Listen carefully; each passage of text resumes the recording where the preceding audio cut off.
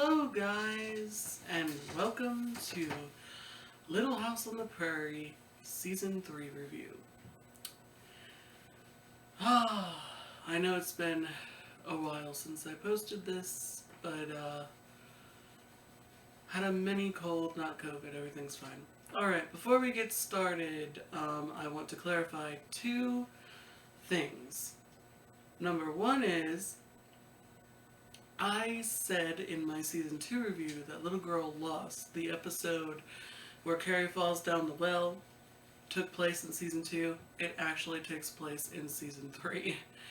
I was watching season 3 at the time when I reviewed season 2, so I kind of got the episode mixed up.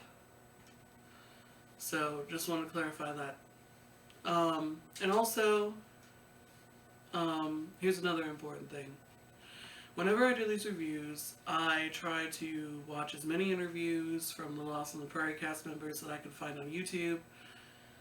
Been watching the documentary at the end of, that's on the DVDs, The Little House Phenomenon, narrated by Dean Butler, who played Almanzo. And I try to be accurate with these reviews, finding as much trivia facts and fun little facts as I can. And I'm in this Facebook group of Little House on the Prairie fans. And they've given me the confidence to do these reviews, which thank you so much for loving them so much, you guys. Little House on the Prairie fans are so nice. Even one of my best friends, Betty, is in the group, and we both enjoy all the posts. Well, the other day, I want to say maybe last weekend, I believe it was a Friday, someone posted in the group asking why Catherine McGovern, who played Mrs. Olsen, was not in the final episode, which is a movie, which I have not seen in years. And I know when I get to it, I'm going to cry my eyes out because it's so sad. But I had read on IMDb, where I get the information for the guest stars on Murder, She Wrote. And I believe that part is accurate, where it tells you what they've been in and everything. I believe that's accurate, hopefully. But there was a trivia thing on the Little House on the Prairie page that said Catherine McGovern was not in the final movie because she had been suffering with alcoholism and had went into a treatment facility. Now, I wasn't sure if this was true because I'd never heard that before, never heard anything about that before. Well, I was hoping it wasn't true, and then when that came up, I put it in the comment section of the post. And I said, I'm not sure if this is true, but it could be true, hopefully, it helps you or something along those lines. Well, I woke up Saturday morning and, come to find out, I was tagged in 2 comments from Allison Arngrim, who played, Nellie Olson. And she told me, she said, this is not true. She actually went to India to visit her shaman. So this is not true. And she had licked her drinking problem in the 60s before Little House on the Prairie even came. So my point, why I'm telling you this, is the internet could be a wondrous thing, but sometimes it's full of misinformation. Sometimes it is.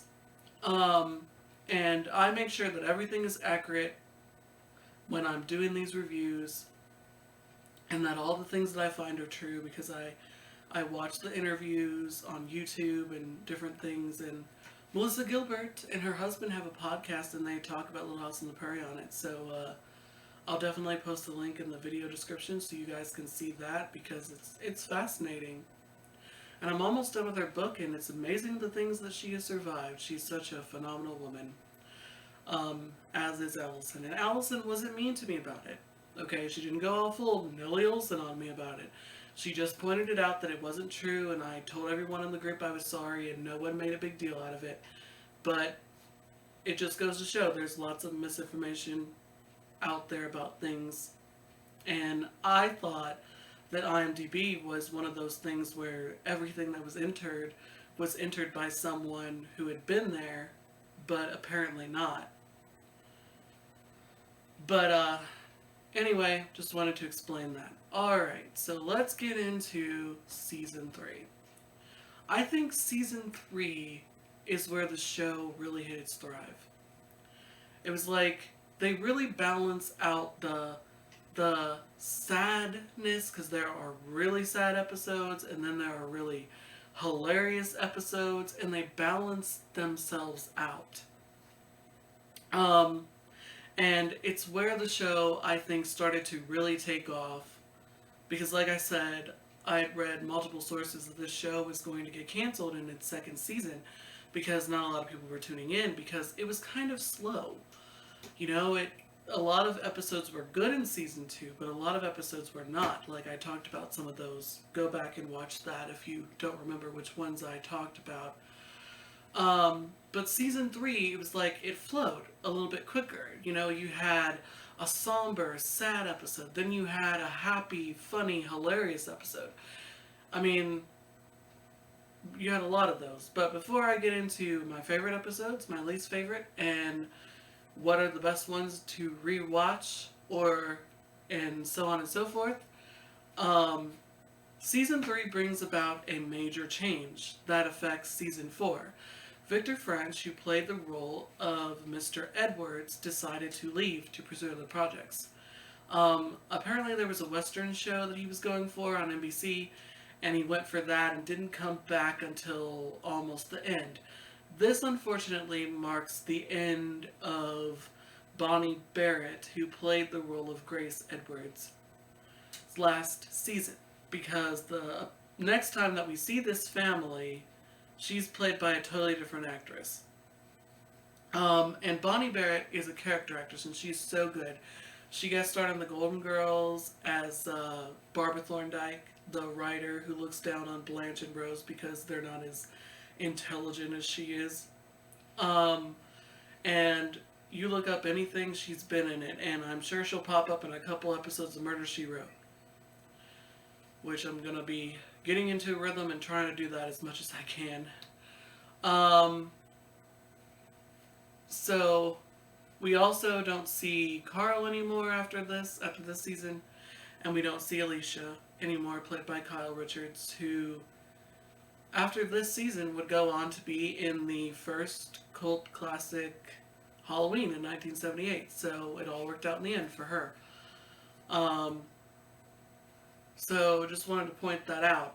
And in season 4, we get introduced to the Garvey family, which, if you recall in my first review of season 1, I said that the Garvey family was fiction. And they were. The Ingalls family never ever talked to any family with that name, as far as everyone knows.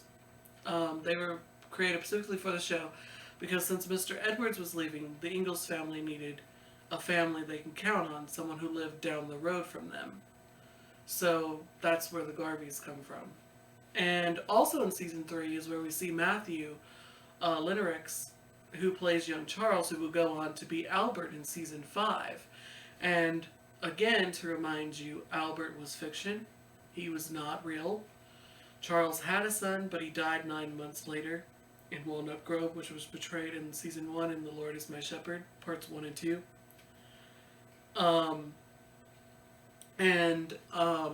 Albert was created specifically for him because they were running out of things for young Charles to flash back for young Charles for him to do. And they wanted him on the show, so they created the character of Albert for him. So let's get into season 3. We have a wonderful season opener with the 2 greatest country music stars in the history of country music, Johnny Cash and his wife June Carter Cash. In the episode, he plays the role of Caleb, a con artist, and June. And Reverend Alden is collecting donations for a family that has lost their home in a fire and all their belongings. And we never see these people. We have no idea who they are, but we don't see them. And the Reverend Alden comes to Caleb's house and suddenly becomes deathly ill of some sort of disease. Maybe the flu or something, I'm not sure.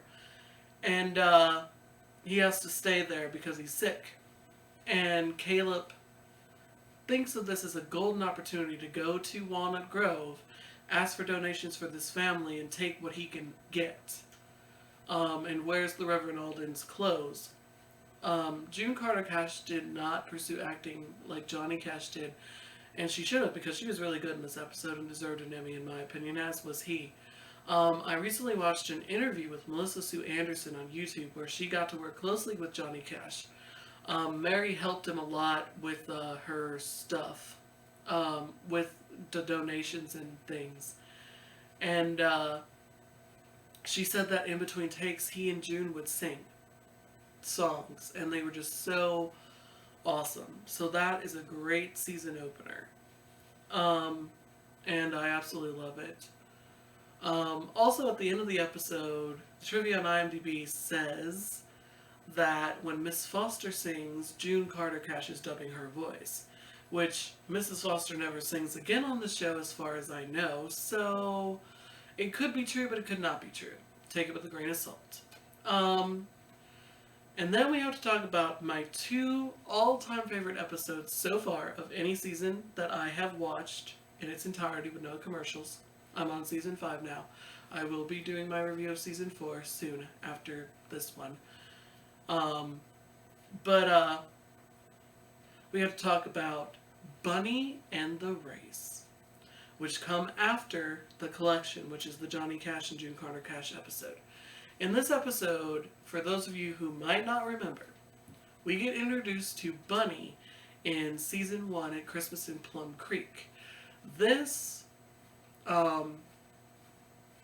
is everyone's favorite episode because it's just so good.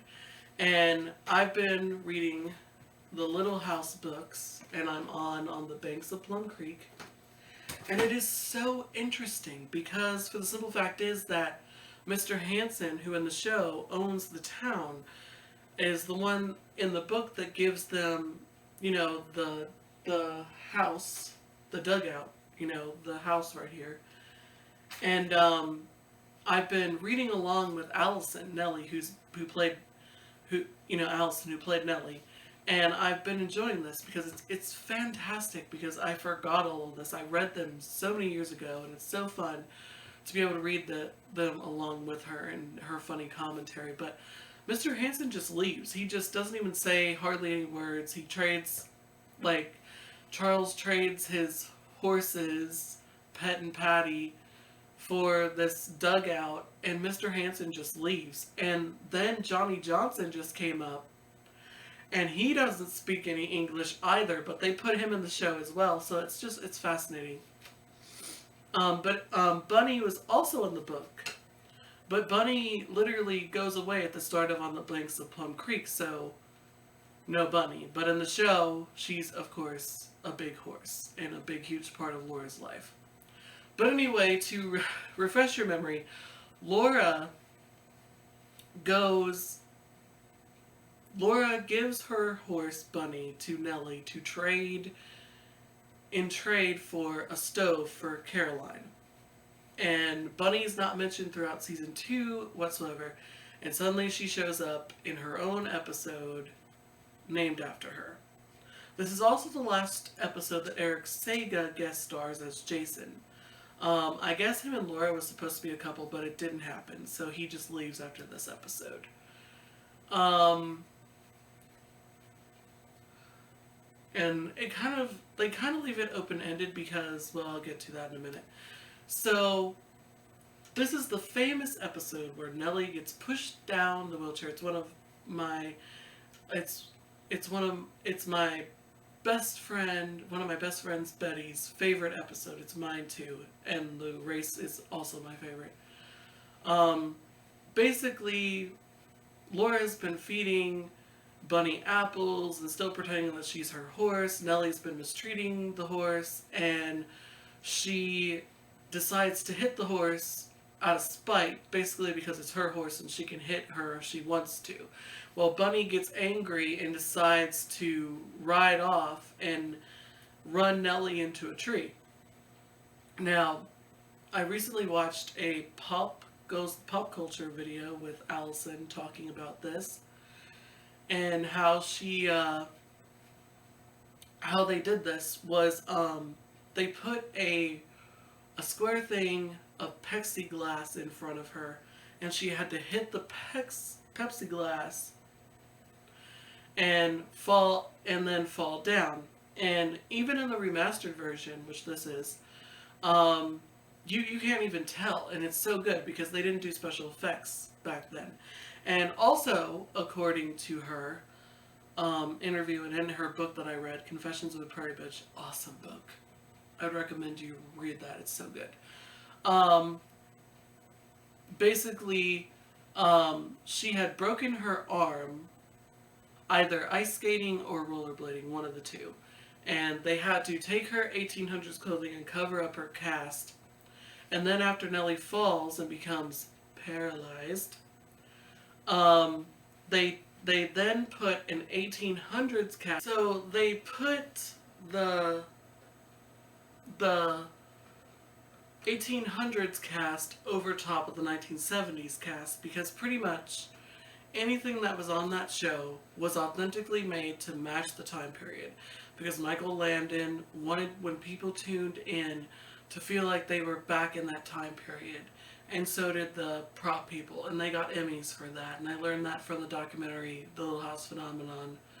At the various parts are at the end of on the last disc of the episodes. If you get those, you can watch that.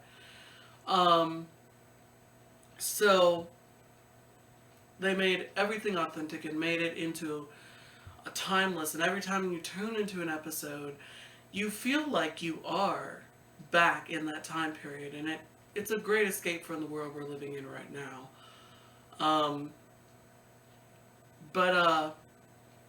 So I read in Allison's book, Confessions of a Prairie Bitch, as well as Pop Culture interview that she did. And she's also talked about this in her readings of the Little House on the Prairie books.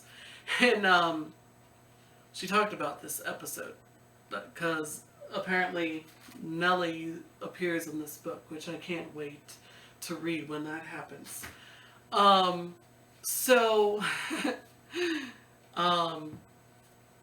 Laura feels responsible for Nellie's accident, and Nellie takes full advantage of the whole situation by pretending to be paralyzed.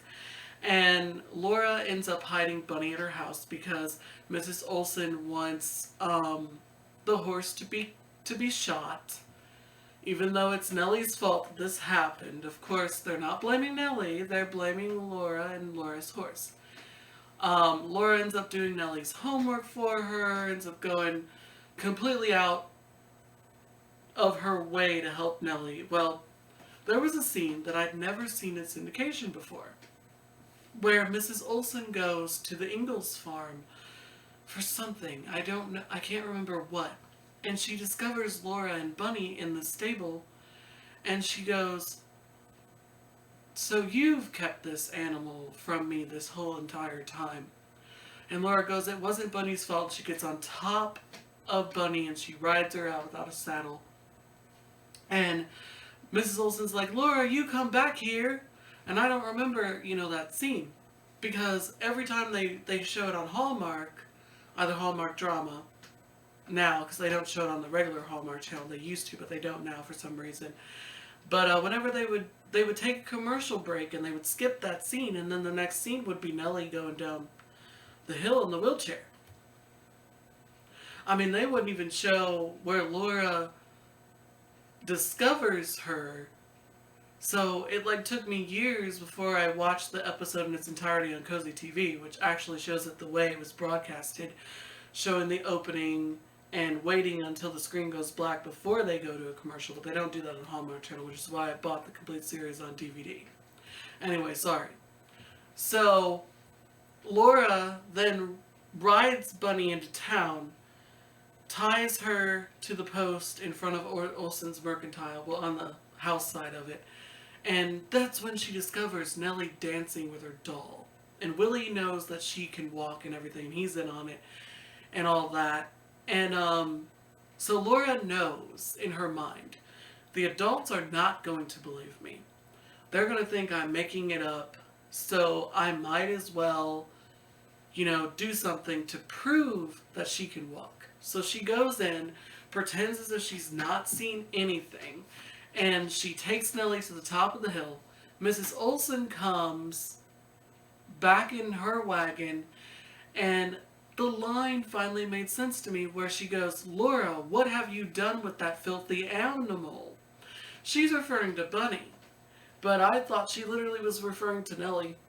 And that's why Laura goes, "Nellie, your mother's talking to you," and pushes her. According to Allison, how they did this was the camera was on a dolly underneath her to get her reactions as she's going down the hill. And she had to go down the hill like 10 different times. The camera was protected, but she was not. Broken arm and all that, but she was able to get through it. A stunt double does the thing where Nellie falls out of the wheelchair and into that creek hole, water hole, whatever you want to call it. And according to Allison, she had to dive underneath the water and come up and go, like she does. And she had to do that 9 or 10 times, and she kept getting cow poop in her mouth and different foreign things that was in this water hole that she has to go in. And she was like, and that's how I knew that I could eat anything, because it didn't affect me at all. And she was like, it's one of my favorite episodes of all time because I got to do so much in that episode. So, and it's one of my favorites too. I mean, when Laura pushes her down the hill and goes, "You're such a good friend, Nellie," it's just so great. And it is one of my best friend Betty's favorite episodes, and she just loves it. And when the pandemic is over and we can not social distance, we're going to watch it together, and it's going to be great. So then the next episode, so in that episode, Laura gets Bunny back, and Nellie vows that she will get her revenge against Laura. And it's said at the end of that episode to be continued next week. Well, whenever I saw this on syndication, they would not show the next episode of the race. They would show the Carrie falls down a well, Blizzard, and then a couple others, and then suddenly they would even show Journey in the Spring, and I'll get to that episode in a minute. But and then they would go back to the race, and it would be confusing, which I'll explain. So in the Great Race, apparently there's a race happening in Walnut Grove. Laura realizes that Bunny needs a new horseshoe, and that Carrie, Mary, and Laura all need new shoes. Mrs. Olsen doesn't want to credit their account. She's like, Nellie has 2 pairs of shoes that are they don't fit her no more. I was going to give them to the needy in Mankato, but I think I'll give them to the needy right here in Walnut Grove. And Mrs. Ingalls is like, no, we would like these, and we'll be back in when we can pay for them. And Laura, at the same time, finds out that Bunny needs a new horseshoe. So she decides to work off the debt to work at Mr. Christie's horse stable. At this point, we don't see, his daughter, played by Tracy Savage. I guess at this point she left the show. Don't know why. So Laura works off her debt by working in the horse stable. Willie and Nellie go over and goes, "Laura smells like a dirty horse." And she takes the thing and throws it on him and goes, "Don't we all?" So Nellie doesn't have a horse. Mrs. Olsen goes to Mankato with Mr. Olsen, and she rides a thoroughbred that they call Sparks, which I had totally forgot his name and was trying to join a group that was like a fan club of Allison's, and I totally missed that question, so they probably aren't going to let me in, which is totally fine, because Allison's on the Little House on the Prairie group that I'm in anyway, and I've been enjoying her videos. But anyway, so Nellie does not win the race. You all know that. Laura does. And it is such a wonderful episode because Mrs. Olsen thinks that Nellie is going to win because of the thoroughbreds she got her and puts up her silver cup. And Laura, being the wonderful, kind girl she is, says, I know if this was in my family, I wouldn't want a member of my family to have it. So I'm giving it back to you. And Mr. Olsen's like, and for Laura's kindness and generosity, let's give her those shoes. Let's give Mary, Carrie, and her those shoes that they wanted. And they get shoes at the end. The next episode after that is the well episode, which was really dramatic and indirectly Miss Beadle's fault. And then we have to talk about the Monster of Walnut Grove. That episode is hilarious. It's a Halloween episode. Laura and her friend, who we never see again, think that Mrs. Olsen has gotten decapitated by Mr. Olsen, and it's a hilarious episode. But then we have to talk about a really sad, really two-part sad episode, Journey in the Spring. We finally meet Charles's father, and his mother unfortunately has passed away, and his father sinks into despair, not wanting to go on living without his wife. In this episode, we get introduced to Matthew Limericks, hopefully I said that right, who plays young Charles, is when Charles is trying to run away. And I never saw part one in its entirety. I never understood how, they had that flashback to the fire, and I thought that his mother had died in the fire. But she just dies of natural causes. And the father starts the fire, I guess, on purpose because he doesn't want to live. He wants to be with his wife. So Charles saves him and brings him back to Walnut Grove to live on the Ingalls farm in the sod house that they were living in before he built the little house on the prairie. And Laura becomes quite accustomed to him. And in part 2, tragedy strikes. Bunny, unfortunately, hits a wired fence when Laura's riding and does not live. And the grandpa promises her that Bunny will live, and when Bunny doesn't live, she's like, you're a liar. And she doesn't want him around anymore, and she doesn't like him. And then she ends up going to find him because he decides to leave and run away because he feels like he's unwanted. But Laura, in her voiceover, says that he stayed for a few more days and then he went off back to his house in the big woods, and eventually he died, because I don't think he comes back on the show. But it's such a great episode and so heartfelt and so beautiful. Then we have a hilarious episode with a goat named Fred, who ends up knocking people in their butt and knocking them down. And at one point the goat even gets drunk and knocks Mr. Edwards down. It's such a hilarious episode. It's filler. They obviously realize people are going to be like bawling and not going to want anything sad the next week, so they were like, let's do an episode about a goat. It's hilarious.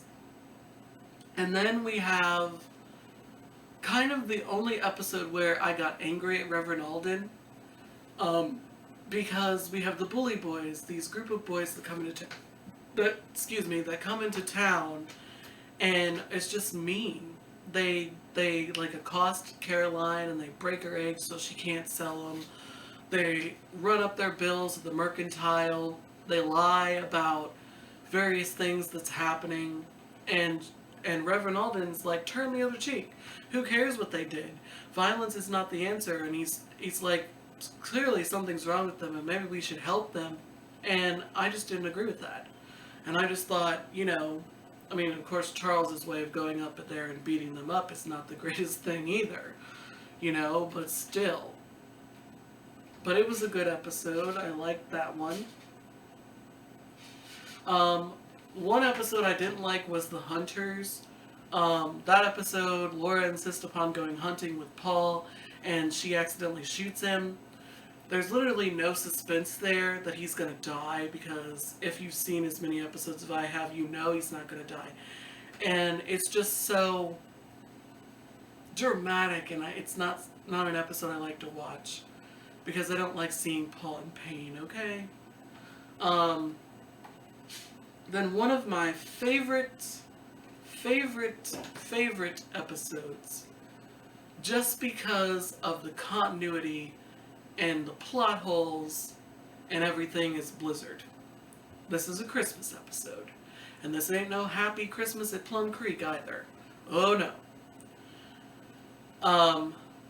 There's a blizzard coming, and Miss Beadle decides to send the kids home early. Now, we have seen in several episodes before this that the Ingalls farm is not that far from the school. Laura runs home when she's been expelled in Troublemaker, and has run home multiple times and has had no problem going home. In this episode, they act like the distance between the town and the Ingalls farm is so far away that they can't get home. Even Alicia and Carl can't get home properly. And Miss Beadle is again, and this is Charlotte Swat, who played Mrs. Beadle's favorite episode, because Michael Landon told her, Miss Beadle kills the kids again. And I think Bonnie Barrett in this episode, who plays Grace, deserved an Emmy, because she goes through the various stages of grief, denial, I have to go out there. Oh, Edwards is going to figure it out. They're going to be fine. I mean, she's so good in this episode. And, I mean, they all get saved except for one guy ends up dying, which is from a family we didn't see before and we don't see again. But it's such a good episode, because Willie goes up to Miss Beadle and says, it wasn't your fault. You didn't know there was going to be a blizzard. And she hugs him and goes, oh, Willie. So at least he had some good moment there.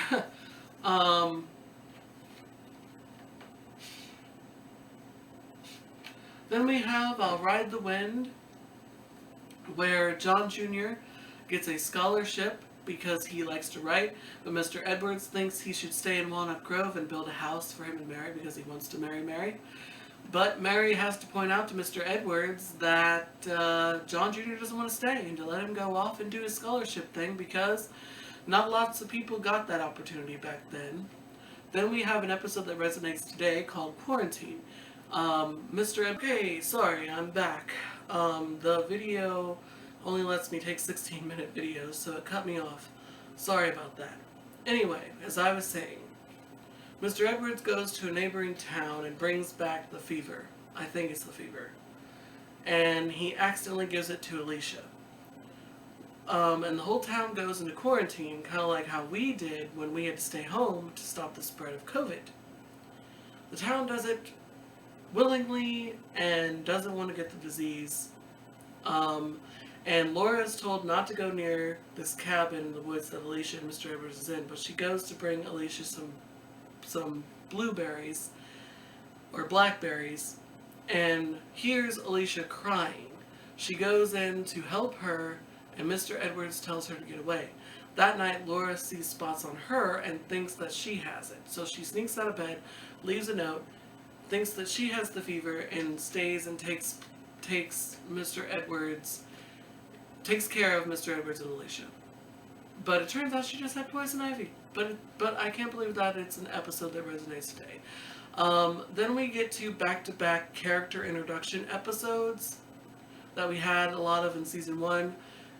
In Little Women, we get introduced to a girl named Jenny, who ends up, they do Little Women as a play, which I think would later become a thing actually on Broadway. I don't know exactly what year. So they were ahead of their time. But they decide to do this play, and Jenny ends up doing what the real life Jo had done. Cutted her hair and sold her hair to get a dress for her mother. So that was beautiful, but we never see this little girl again. Then an Indian kid, we get introduced to a man who we've never seen before, whose daughter comes back from being with an Indian tribe, and he's told everyone in Walnut Grove she was kidnapped, even though she went willingly. And she had a son, named Spotted Eagle. And the grandfather can't stand him because he's prejudiced against Indians.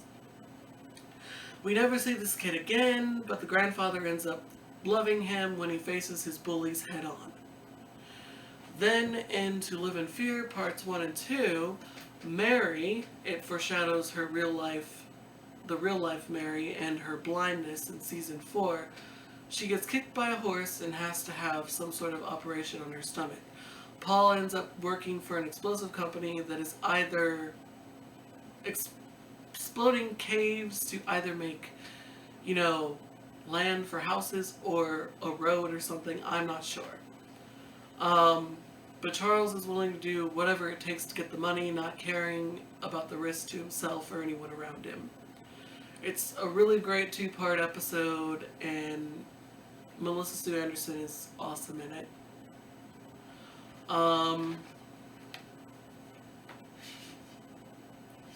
Then after that episode, we get yet another episode that resonates today just as well as quarantine does, and that's The Wisdom of Solomon. We get introduced to Solomon, played by Todd Bridges, future star of Different Strokes, who stars as a boy who grew up in slavery, but now they're free. And he decides to run away, and he offers the Ingalls to let them buy him, and he would be their slave, but they refuse. They let him stay in the sod house where Grandpa stayed in Journey in the Spring. And he literally asks Charles a question that even stumped me.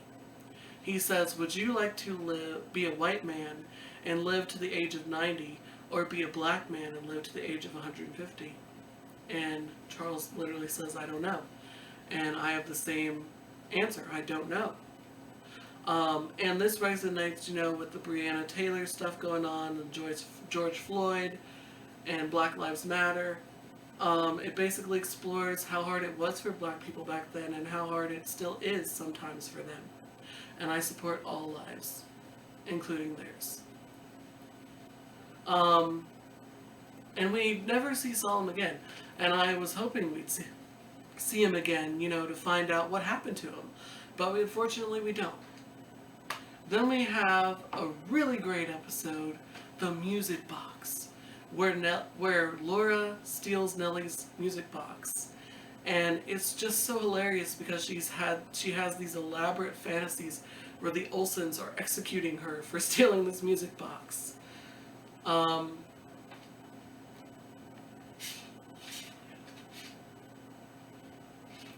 Then we have yet another character-driven episode where we get introduced to Elmer Dodds in the election, and the boys nominate him as a joke because they consider him stupid, and Nellie runs for class president too, and it's a really funny episode.